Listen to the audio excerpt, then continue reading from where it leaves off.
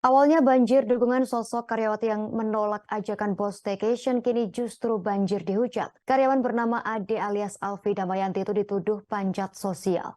Ade pun tak terima terhadap tuduhan yang dilayangkan kepadanya. Belakangan sosok Ade tengah menjadi sorotan publik lantaran Ade berani membongkar kebobrokan sebuah perusahaan yang ada di Cikarang, di mana Ade mengaku diajak staycation oleh bosnya di sebuah hotel. Ajakan staycation tersebut sebagai syarat untuk bisa memperpanjang kontrak kerjanya. Karena kasus tersebut, publik merasa empati pada Ade. Namun demikian kini keadaan seakan berbalik. Ade malah disebut panjat sosial atau pansos pada kasus tersebut. Pasalnya kini Ade sering warawiri di televisi untuk memberikan pernyataan mengenai kasusnya tersebut. Hal itu diketahui dari akun Instagram yang diduga milik Ade yakni @alfidamayanti22_. Ade tampak mengunggah komentar dari warganet. Warganet tersebut terlihat mengirimkan pesan kepada Ade melalui direct message atau DM di Instagram. Pada postingan Ade di media sosial kini juga panen komentar negatif. Menanggapi komentar warganet tersebut, Ade mengaku tak suka viral lewat kasus pelecehan ini. Lantas dalam unggahan Instagram terbarunya, Ade juga mendapatkan komentar negatif dari warganet, di mana dalam unggahan tersebut Ade sedang berfoto bersama beberapa perempuan di antaranya Balkis Madisang, Sri Suari, dan Andi Yentriani.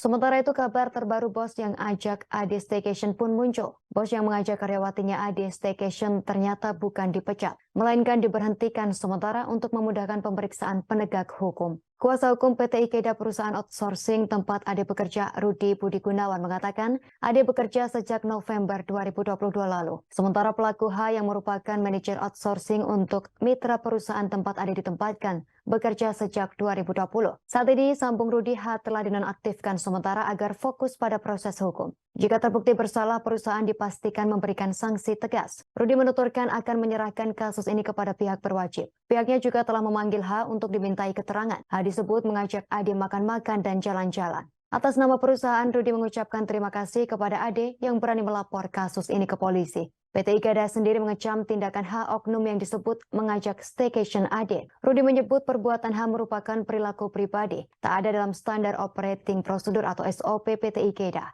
Keberanian Ade membuat perusahaan mengetahui perbuatan H. Rudi menjelaskan sebelum kasus itu viral di media sosial sejak April 2023, kontrak Ade sudah diputuskan diperpanjang. Hal itu berdasarkan penilaian kinerja dari leader tempat Ade ditempatkan bekerja.